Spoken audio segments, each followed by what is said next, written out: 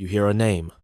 Once, by accident, a product, a word, a number, a strange car, something you've never noticed before. And then it's everywhere. You see it on your phone, in conversations, in headlines, in dreams. You blink, and the world starts pointing to it. Again, and again, and again. And something inside you whispers, this means something, but it doesn't. Let's talk about the frequency illusion. It's a glitch in your perception. You learn something new, and suddenly, you start noticing it everywhere. It feels magical, faded, personal, but it's not. It's your brain filtering the world through a lens you didn't choose. Let's talk about cognitive spotlighting. You can't notice everything. There's too much. Thousands of sights, sounds, patterns, names, faces pass through you every day. So your brain filters aggressively. And when it decides something is important, it tags it. And once tagged, you can't unsee it. It doesn't appear more often. You just notice it more. But it feels like a surge. It feels like the world is repeating itself. Like something is calling out to you. It's not. But that doesn't stop your mind from spiraling. Let's talk about meaning projection. The brain hates randomness. It wants order. It wants cause and effect. It wants signs. So when you notice something repeatedly, your brain assigns it, meaning it builds a narrative. It starts asking questions.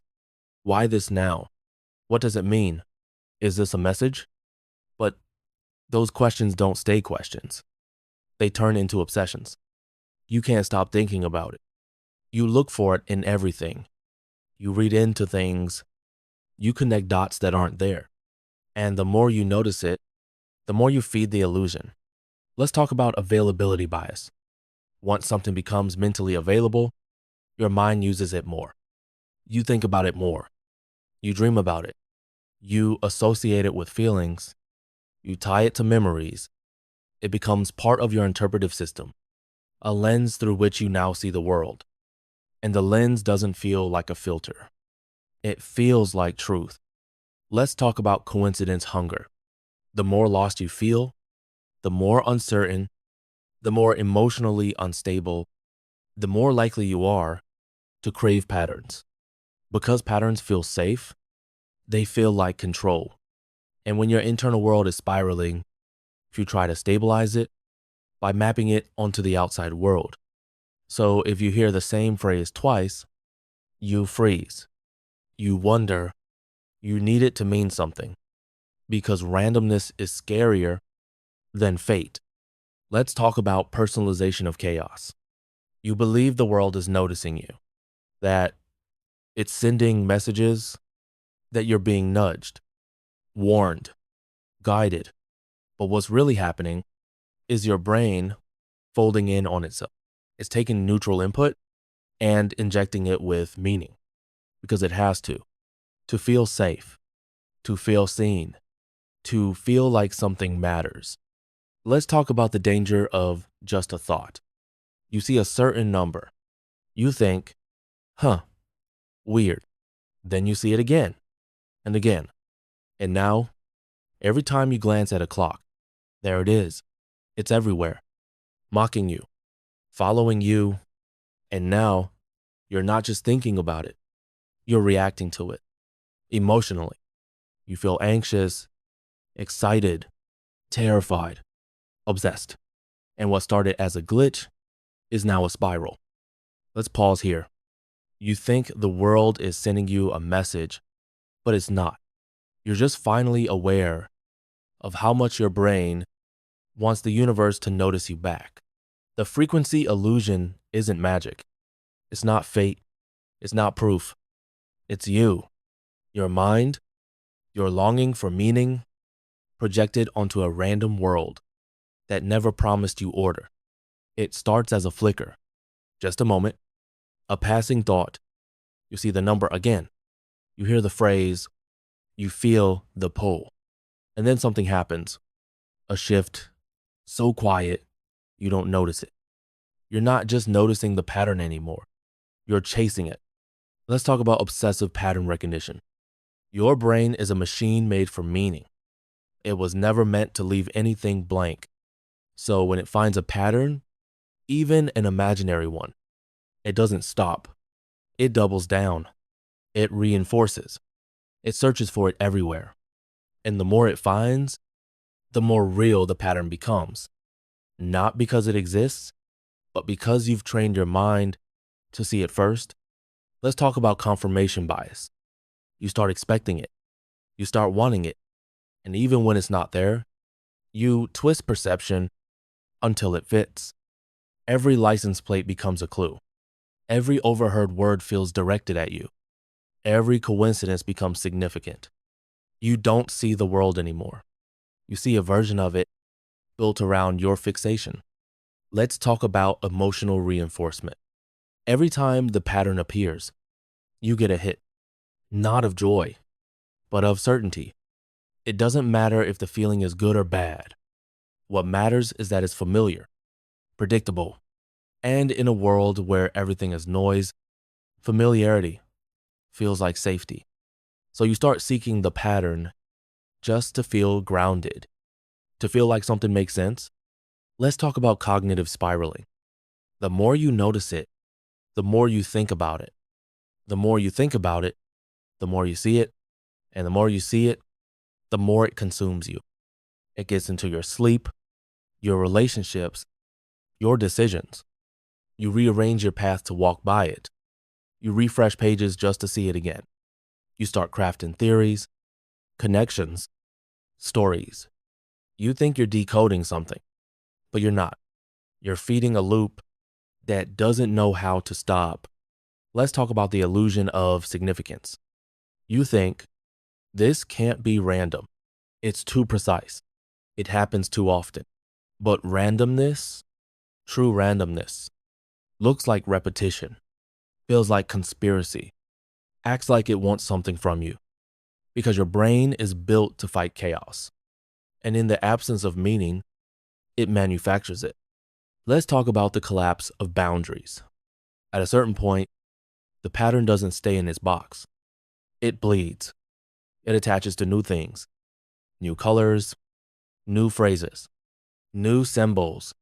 You see it in music, in people, in dreams. The fixation becomes mobile, a parasite that jumps between anchors, and now everything reminds you of it. Let's talk about hypervigilance.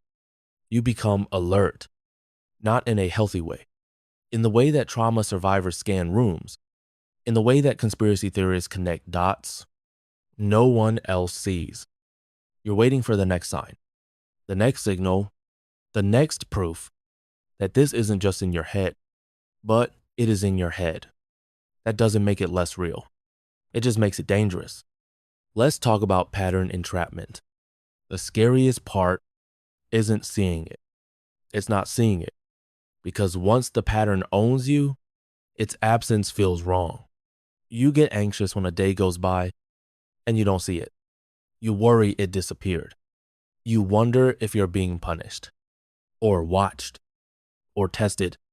And now the illusion has mutated. It's no longer just a frequency.